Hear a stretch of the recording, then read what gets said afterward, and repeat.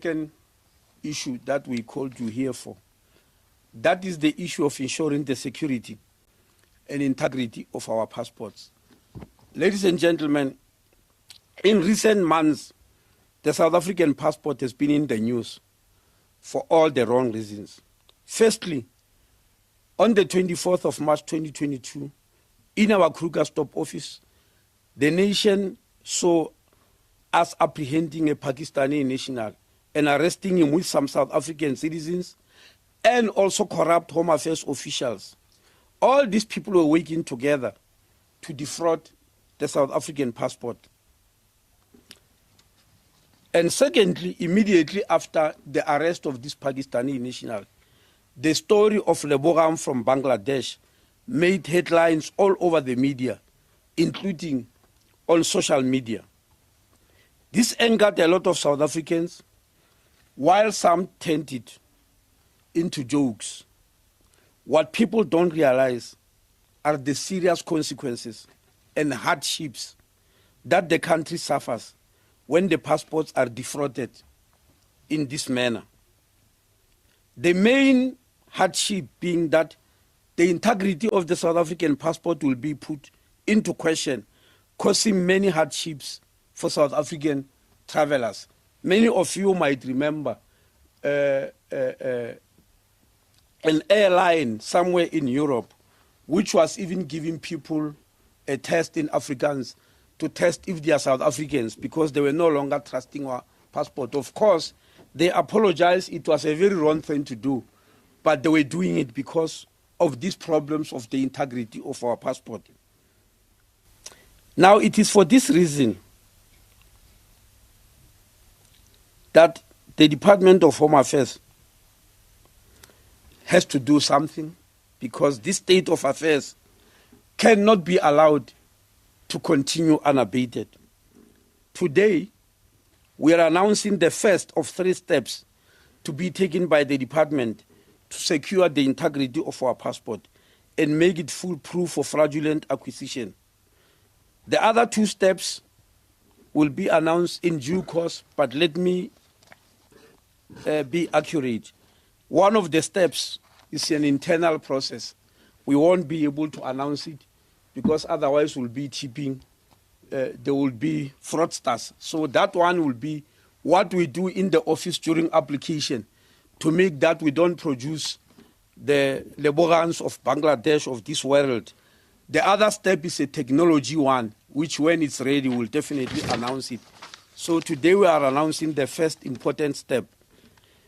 People might have realized that when they apply for passports, they could collect them from any office, any Home Affairs office in the country, and they could also be collected by third parties. That means you may apply for a passport in any office, go to collect it in any other if you ask that it be transferred there, and you can send a third party to collect the passport on your behalf. Now, we are announcing today that unfortunately, this can no longer happen. And the following measures will be followed. 1, a passport can only be collected strictly from the office where it was applied for. If you decide to apply for a passport in a particular office, know that you are going to be forced to go back to the same office to collect it.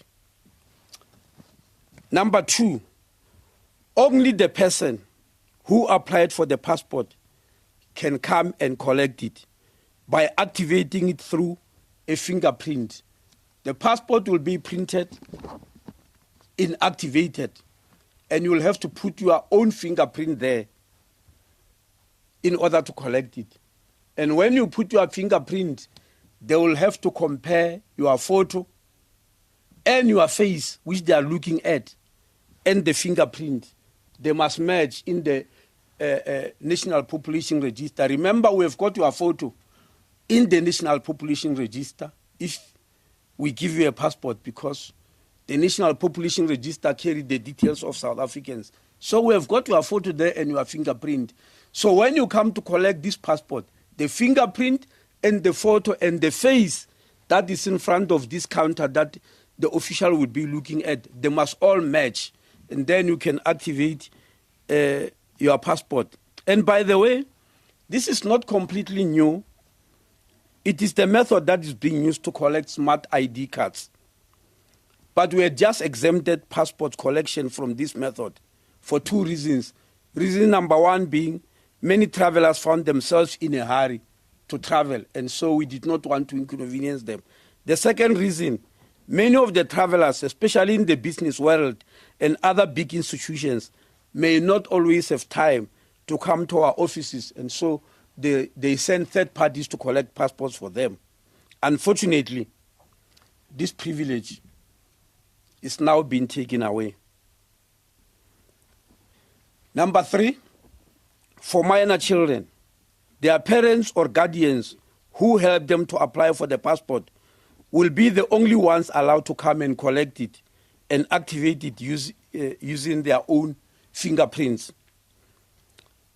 We must strongly warn that any passport collected using whatever method other than the ones that we're announcing today will not be activated, and hence such a passport will be of no use to the holder. We are aware that this will inconvenience some frequent travelers and some busy people who might not have time, but we are appealing that everybody has to be prepared to readily pay this price for the integrity of the South African passport. We also wish to advise passport holders to check for expiry date at least once a month, or for frequent travelers every fortnight. I need to pause and explain this. I get lots of phone calls.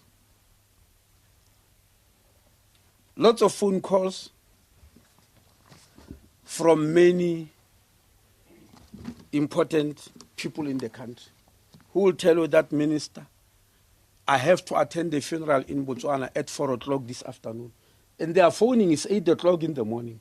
And I've just discovered my passport is expired. Please do something. I'm asking for an emergency passport. Please help, Minister. This is an emergency. I have to be there. And this goes on and on. Or there's a very important investment conference in London. If I'm not there, the country will lose investment, Minister. I discovered this morning. In fact, this one is better. People phone me while they are on the queue at the airport. They say, we've just discovered that the passport is expired. Or worse still, the airline official who has to process and stamp the passport discovers and said, no, sir or madam, this passport of yours is expired. And they phone you, say, Minister, can you talk to this lady? She's refusing me to go through. And I tell them, what am I going to tell that airline? You know, a passport is an international document. Even if I do some favors in whatever way I can, if I could, they're still going to arrest you wherever you arrive. So you can't go. Said, no, but I'm already on the queue. Minister, please, you mean our country can do something about it? Now, these are the things we meet every day. Now, I wish to take this opportunity to dispel the myth of an emergency passport. There is nothing called an emergency passport for any South African who wish to travel to another country. The so-called emergency passport is actually a handwritten document that is available only to a South African who is stranded in another country and wishes to come home. Those can go to our embassies and they'll write them a handwritten document, and that's what people call an emergency passport. This document allows them only to arrive back home, and once they arrive, the usefulness of that document abruptly comes to an end. So I want to repeat, if you want to leave the country, there is nothing called an emergency passport. If you are stranded overseas, yes, you'll be written a document just to arrive safely back home.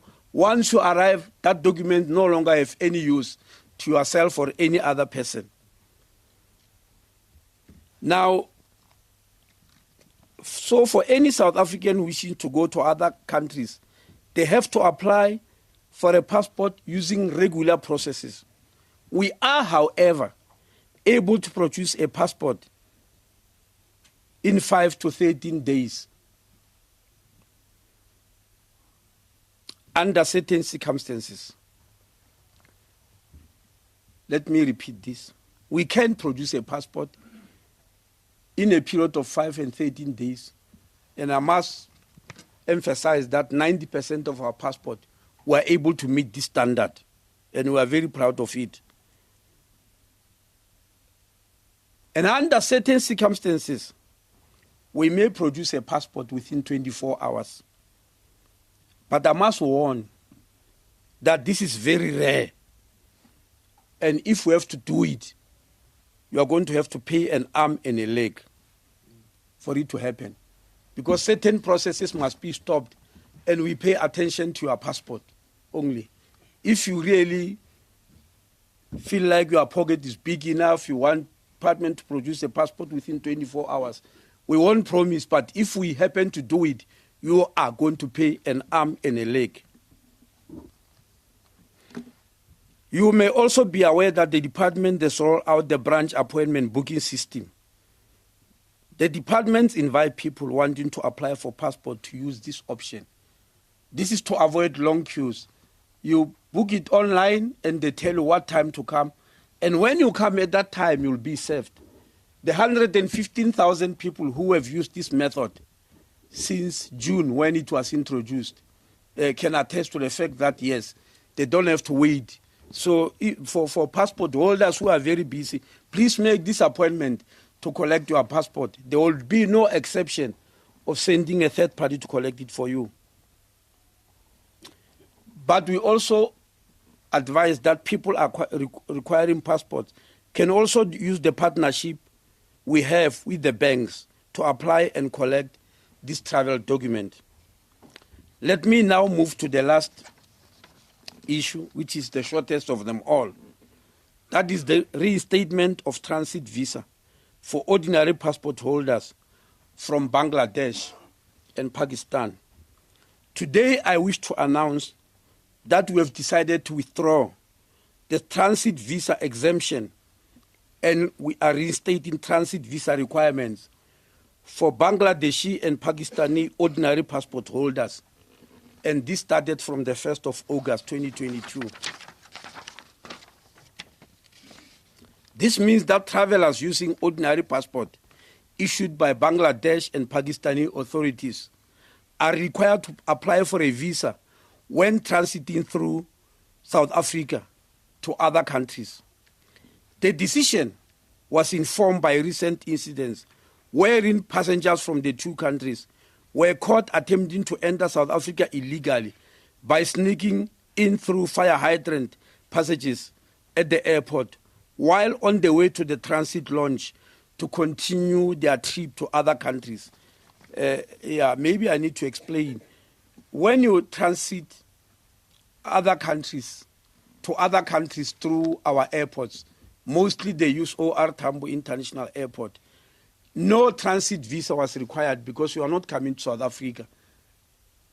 And after you alight the aircraft, you are shepherded to the transit visa, where you'll continue from there to another country. And I'm sure you have seen, especially on the 9th of June, the 15th, how some of the travelers from the countries I've mentioned, on their way to the transit visa, escape and go through some passages of fire hydrants and enter South Africa illegally and disappear into the country. Some of them continue into the transit launch, travel to the neighboring country, and once they arrive there, they find a way to come into South Africa illegally through our land borders. So in so doing, they always evade immigration and other law enforcement officers at the port of entry, thus undermining the security and the sovereignty of the state. So unfortunately, we have got to ask them to apply for transit visas. The reintroduction of the transit visa is one of the practical and strong interventions we are making in our ongoing efforts to strengthen entry requirements at our airports. It also underscores our resolve to stop people from undermining our systems. Authorities of Bangladesh and the Republic of Pakistan have been informed of this decision through South Africa's Department of International Relations and Cooperation. The decision has also been communicated to relevant stakeholders, including the National Department of Tourism, heads of South African missions, the airline industry, Tourism South Africa, and Home Affairs officials at the ports of entry to allow for adequate preparation on the part of airlines and visa issuing officers. Thank you very much.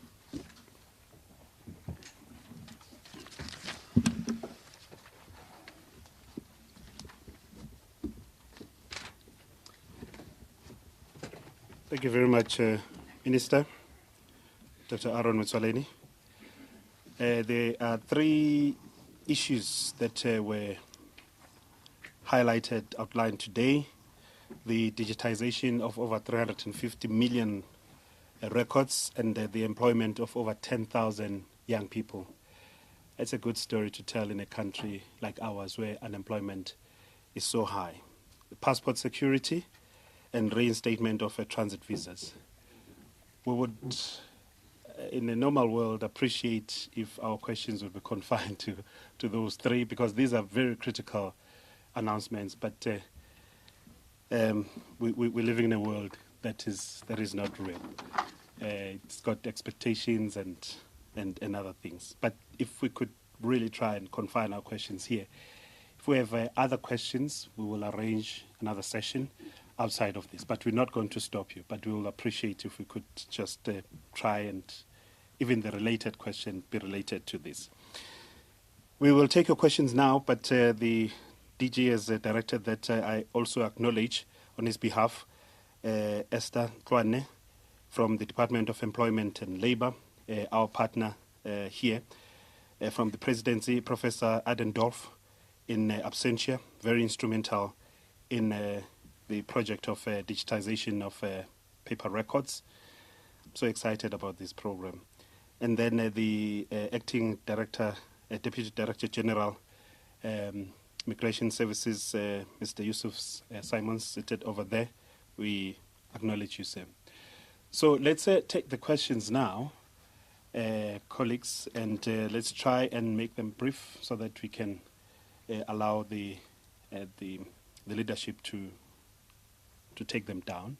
You will mention the name of your organization and your name as well for ease of reference. But also Ishmael will be taking questions, and I'll give an opportunity for those who are on digital platforms to be able to connect also as well, Minister. So I'm gonna start right over there, and then come. Let me start with the colleague just behind you, and then after her. You may go ahead, ma'am. Morning, Minister, stakeholders and colleagues. I'm a risk officer from the Citizen, and I just want to find out with regards to digitizing the 350 million records. Do we have the capacity and the know-how to develop this software, and has it been tested already, and is it ready to be rolled out? Thank you. Thank you very much. Over to you, sir.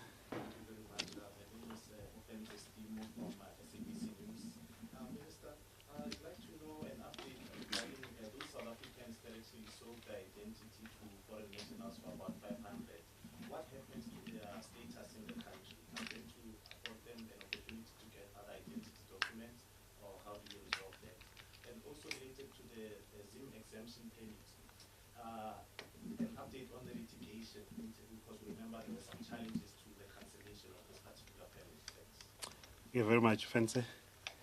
Let's see if we have another question. Okay, for now.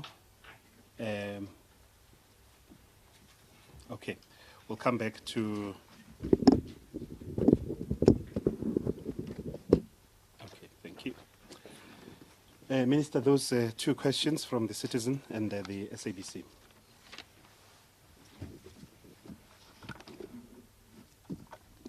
Thank you very much. The questions from the citizens, whether we have got the technology and all that. The digitization of Home Affairs records is not a new thing. It's already happening. It's done by SARS. If you move to the, sorry, Stats SA, not SARS. My apologies. My apologies. It's done by Stats SA. If you go to Stats SA offices now, as I'm talking, you'll find a group of young people who are doing this. But unfortunately, because of resources, they are only able to digitize 5 million records per annum. Now you can imagine, if you have got 350 million records and you are able to do 5 million per annum, you can calculate the number of years. So we then decided that this is not going to help us, especially that the records are not static. They increase. I said this record starts from 1895, but every single day they increase. For instance, I can give you an example. Birth records increase by 1 million every year. So it's a moving target. Now, there's no way that Stats SA will be able to reach this target. So that's why we drew a plan, presented it to the presidency, that we need a once-off huge project of digitizing these records. And that's what these young people will be doing. I think that's the only question from citizens. Yes. SABC, what happens to the status of South African citizens who sell their ID documents? What is their status in the country? Perhaps I need to explain again how it's done. Because the manner in which it's done, the person doesn't even believe they are losing their identity. They become aware only later. Remember that the kingpin who was running this project, the kingpin from Pakistan, will recruit a certain number of Pakistani citizens who need these documents and recruit a similar number of South Africans. And they usually choose among young people who they think may not have a need to travel, have never traveled or may not have a need to travel at any other stage. Then they get a Home Affairs official who is corrupt enough to agree to be part of this. They go to that office of that Home Affairs official at night, the two sets of people, the number of foreign nationals and this equal number of South Africans. When they arrive, the South African is asked to apply for a passport. They are given a form and they are helped to fill that form, meaning their name, their ID number, and they put their fingerprint. When the time to take a photo arrives, they pushed that person aside, and the Pakistani or Bangladeshi or whoever foreign national who is involved in this scam comes in and take the photo. That's how Lebogang of Bangladesh was produced, because the name there was of Lebogang Ndlovu and the ID number was of Lebogang Ndlovu, but the picture belonged to somebody else. Now, the South African who does that think, what am I losing? I just write on a piece of paper. The ID I'm still having, remember they are not even asking for the physical ID. He's still having it. And they believe, oh no, but I'm safe. I just filled some form and I went home. Now they only discover one day when they go to the bank, because the banks these days, and not only the banks and other institutions, they no longer look at the copy of the physical document you give them. No, they are connected to our national population register. So when you give them the number, they go into the computer to check whether what you are giving them or whether the person standing in front of them is the same picture as it appears in the national population register. That part is the part they don't know. And remember, the smart ID cards, your photo today is digitized. It's not like in the past where you go to some person who takes photos for you, cut them into 4 pieces and run in and all that. That's no longer happening. It's a digital photo. And what is the difference? When you take a digital photo, whether for a passport or for an ID, that photo must go into the NPR or the National Population Register, if you had any photo on the NPR, it gets wiped off completely and the new photo replaces it. Even me, if I go now and renew my passport and take a new digital photo, all the photos I've had in the National Population Register will be wiped off and replaced by this new one. Now imagine the new one not being yours. Yes, imagine the new one not being yours. It means in the National Population Register, your face has been wiped off and replaced by somebody's face. So when you go to the bank, they get into the National Population Register, that other face appears on the screen. But you are standing here in front of them and they are looking at you. And they know that, yes.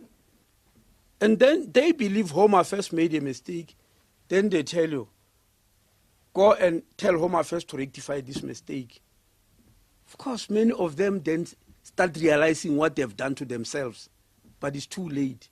One of the classical cases was for a lady who's a security officer.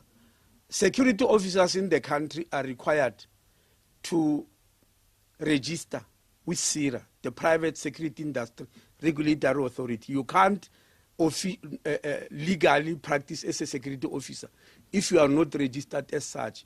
That is renewable. So this lady was one of those who did this photo thing. And and she went to SIRA to register. SIRA went into the National Population Register. This photo is different from this lady. And they said, well, sorry, ma'am, we can't save you. You are not what is here on the screen. Go to Home Affairs to rectify. And because she was wise enough, she knew what she did. She came to confess that this is what I did. I'm sorry.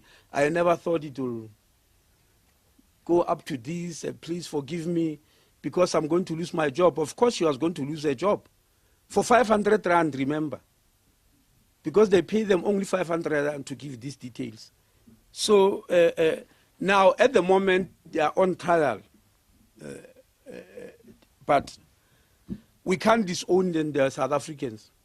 We can't disown them. All we'll do is to reverse what is in the National Population Register, put their original pictures, but charge them. That's why they are being charged now. You are aware that all of them are on bail. Those who are South Africans who have done this. We can't disown them, unfortunately. They are our citizens who were just outright extremely stupid. The ZEP, what is the progress? You are aware that there's a court case. There's a timetable that has been drawn by the judge president, deputy judge president of the High Court here in Tshwane, Northern Gauteng High Court. They've drawn a program of exchange of documents and all that. I think the trial is going to be somewhere in October. Thank you very much.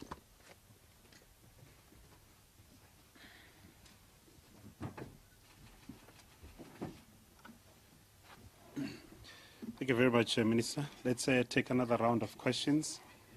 Let's go over there. Is there a question over there? I can't see. Okay. So let's take that question. The DM has to leave. Oh, because okay. it's going to the NCOP Okay. on our behalf. I also have to go to the Portfolio Committee on Minerals, but let me finish the question. Okay, let's allow the DM to leave.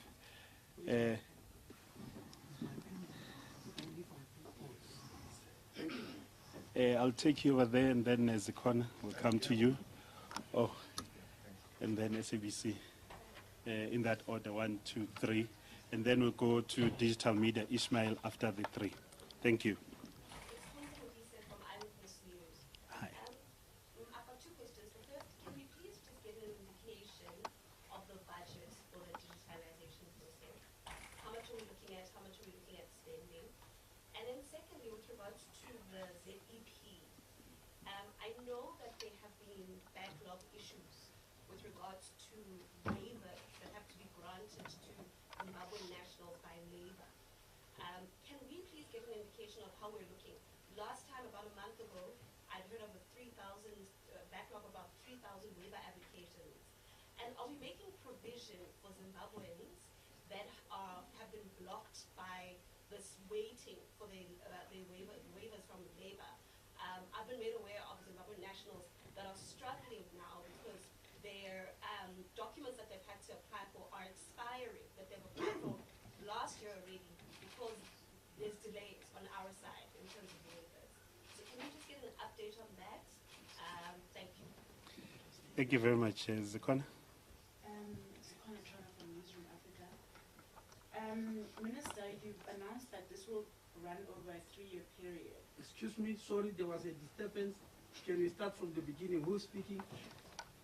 From the beginning, me or It's yourself, yes, Zikona. Sorry? Minister, it's Zikona Oh, Chana from Zikona, Newsroom okay. Africa. Yes, you've announced that this will run over a 3-year period. I just want to understand, when will people start seeing the vetted service? When will queues be reduced? How is it going to play out? Does the digitization automatically mean that visiting Home Affairs will be less stressful? Thank you, Zikona. Orisan. Thanks, Orisan Sitole from SABC. Minister, during the Imbizo in the West End of the Zamazamas over the weekend, Minister Bekikere said is the only one who's taking the beating on over this, but other departments are also involved. What interventions is Home Affairs doing in this manner?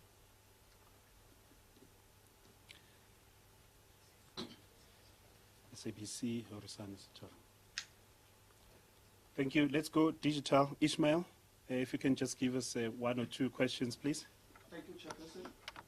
From the online, we have only one question, which is related to the media briefing.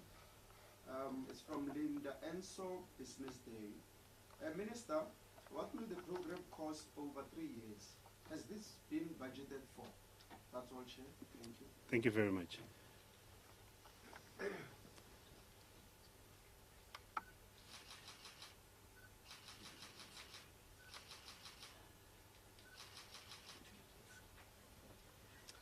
Thank you. The Minister will respond.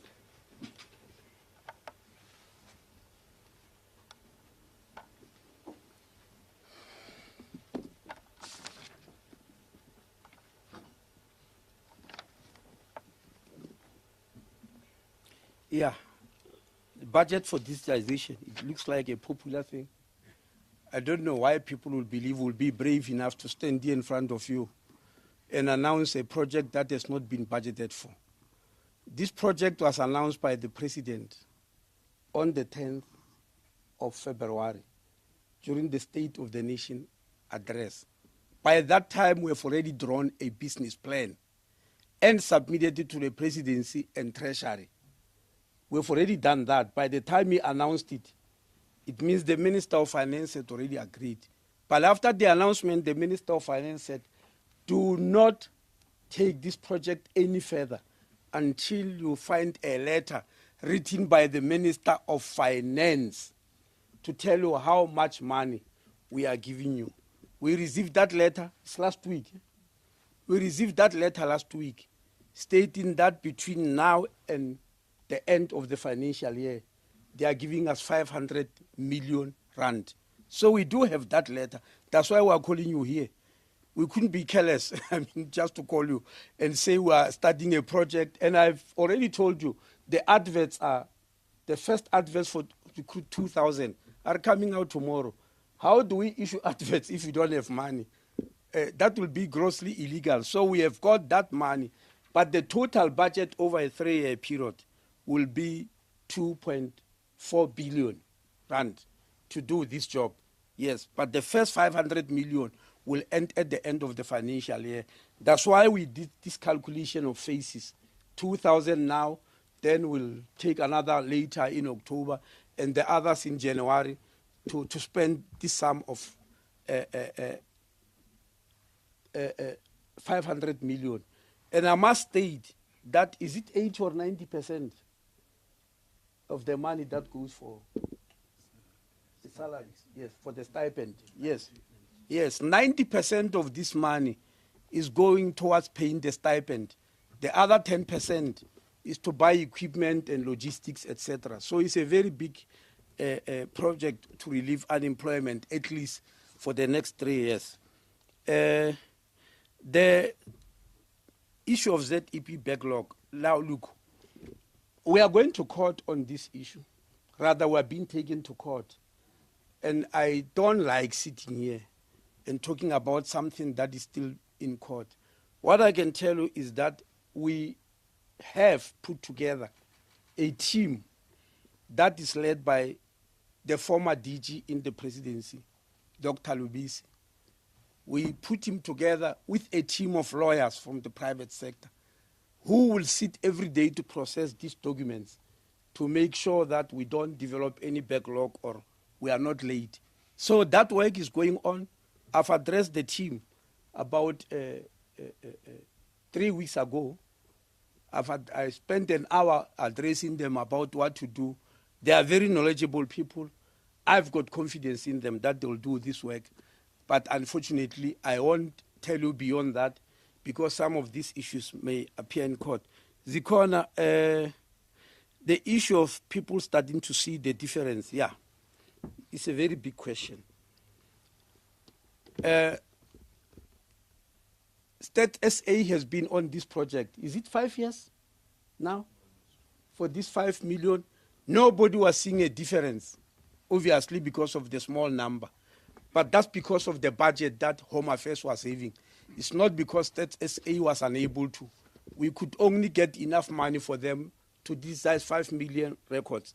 Now, this is we are doing a massive improvement by getting 10,000 people who are doing this work with this huge budget that Treasury has promised us. So we believe there will be some progress, but it's difficult for me to tell you when will you see a difference. But let me tell you where the difference will immediately be felt after digitization. It will be felt by a person who wants an unabridged birth certificate, those whose records have already been digitized, those who want unabridged marriage certificates, and those who want amendments and rectification. Once their records are digitized, they will feel the difference. The issue about visiting Home Affairs with long queues, it can't be resolved by digitization only. We're just mentioning it's one of the contributing factors. The other factors are many. One of them, the biggest one of them, is a system downtime of the systems that we acquire from CETA. If you read my budget speech this year, I outlined 13 methods which we are going to try to follow to use that, including the fact that CETA is renewing its network and is spending 400 million rand. And they promise us that they will finish in September. We're eagerly waiting to see when they finish. We also told you about the moving over to malls, and we are going to start in Menlyn Mall. That will start in September. We have also told you about these PABs, the appointment booking system, which we started in June, and 115,000 South Africans have already used it. Those 115,000 can tell you that they never had to queue. So I can't put a date, Zikhona, and say, on this date, you'll no longer have problems, because the problems are multitude. We are dealing with them one by one. At some stage, you'll notice it on your own. In other words, and I've said this to my officials, that when the public are satisfied about their visit to Home Affairs offices, it shouldn't be us saying it.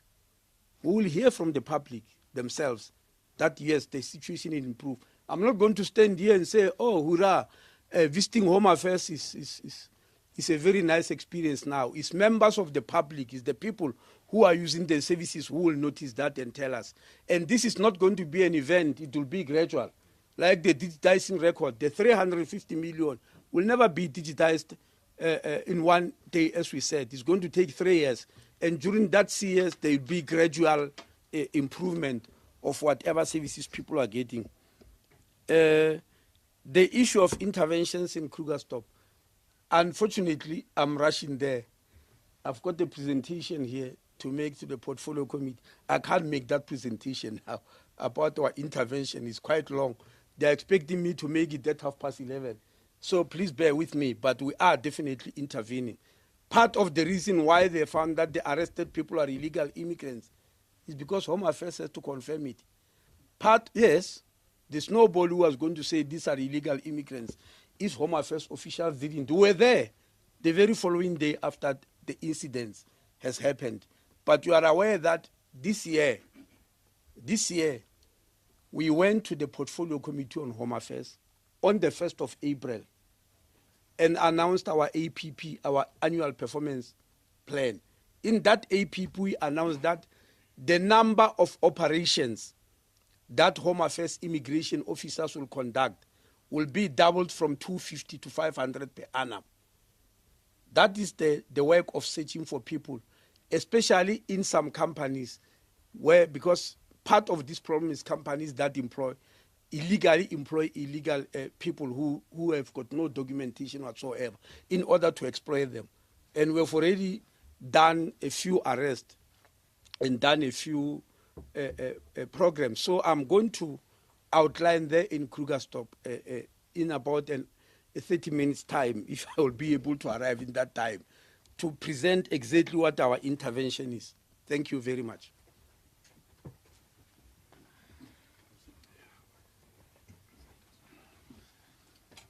All right, colleagues, I think it's clear that the minister has to No, you can take the last. has to rush. So maybe we can take one or two last round. I'll take your hand at the back. Is there another hand that goes with that, so that we can then conclude? Okay, if we can just get your name and the organization you represent.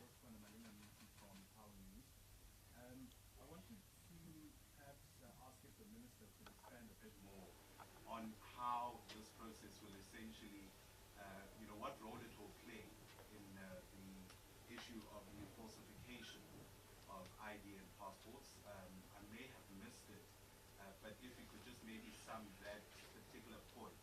And also going back to the issue around e-visas, we know obviously the launching of that particular program in about 14 countries, I believe now. What's from the figures and consultations we've had with various departments, what's the contribution of that process in ensuring an uptake in tourism and more visits into the country? Thank you very much. Thank you. Last question? Okay, so we are going to wrap up after this.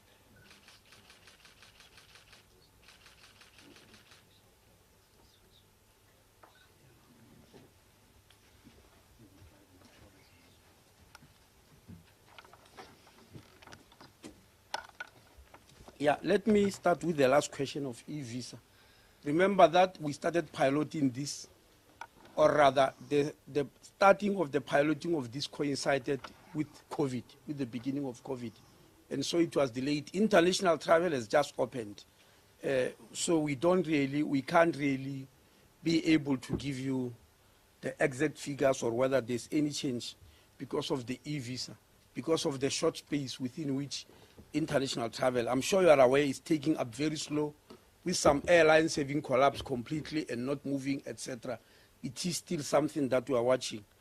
The issue, power news for falsification of ID and passports, how will digitization help? It will definitely contribute. There are many methods of falsification. It will contribute because, look, we do have people's records, as I said, and I'm repeating. The records, Home Affairs have the 50 million. They stretch back from 1895. That's a very long history. Even though, of course, I must confess, the ones of 18-something, etc., were only for white people.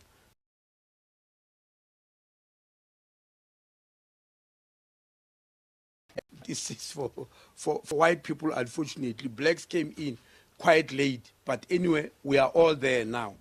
Now, I want to answer your question by giving you an example. In 2020, there was a gentleman from Lesotho who wanted to take a smart card, and he argued strongly that he's a South African and started giving information in that regard. But in our records, we also have fingerprints.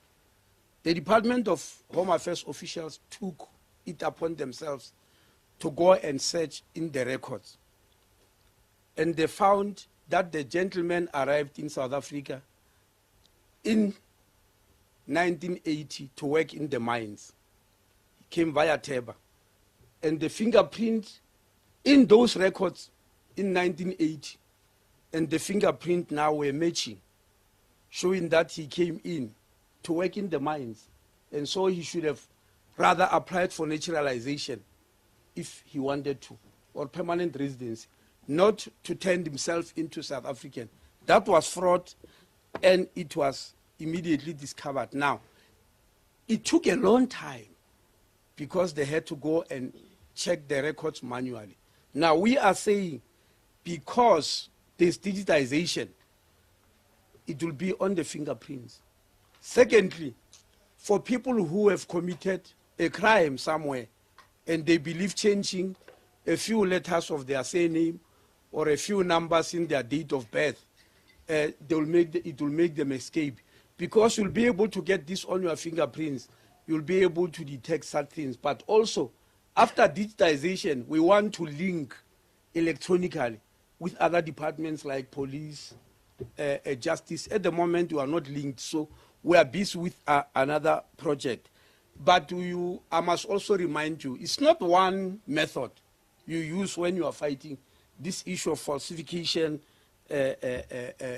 fraud and all that. You can't use one method because the thugs use different methods. One of the things we are doing, which we are about to announce very soon, is the issue of moving from HANIS to ABIS.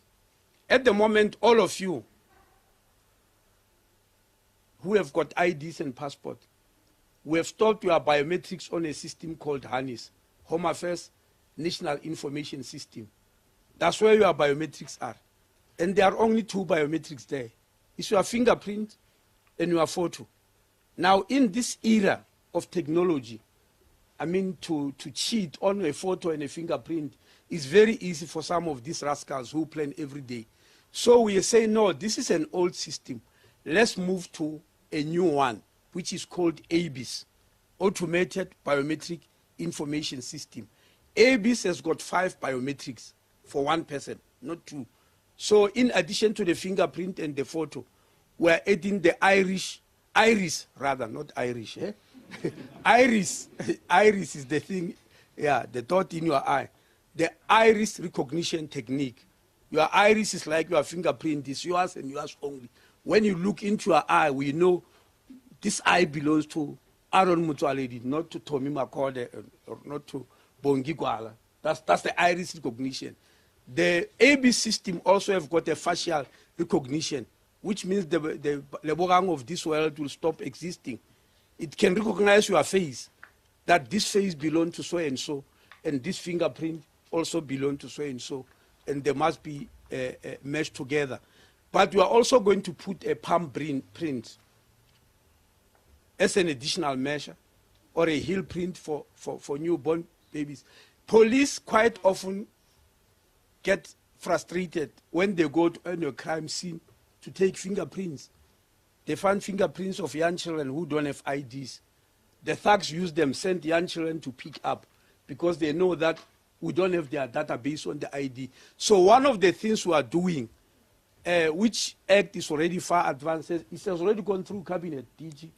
Yes, that we are going to change the act and let people take IDs at the age of 10, not 16 anymore, so that we have got your fingerprint very early on. And if by the time you are 12 or so, the thugs send you to go and steal, your fingerprint will be found in the database. So it's lots and lots of methods. It's not only one method of digitization only. Digitization is a facilitation method. It makes things quite easier. It makes access to records quite fast, so that we serve you and get an answer much quicker than we are doing now. At the moment, it can take up to 6 months before we arrive at your records, while you keep on going to Home Affairs and they keep on hoping they'll find your records. And some of them, by the way, are fading off because they are handwritten. They are fading off, and very soon, after searching for that number of months, you find the record and it's too faint for you to read anything. It doesn't help you. That's why the digitization project is a very important and urgent one. Thank you very much.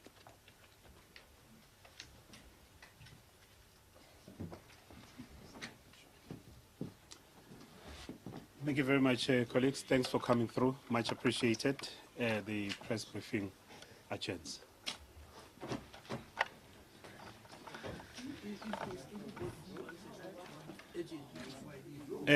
Sorry, colleagues. I know that the colleagues from Nigerian TV and who else wanted a one-on-one? Let's facilitate that quickly. Yes, SABC. Okay. Thank you very much. We will arrange just outside here. Yeah, true. Okay.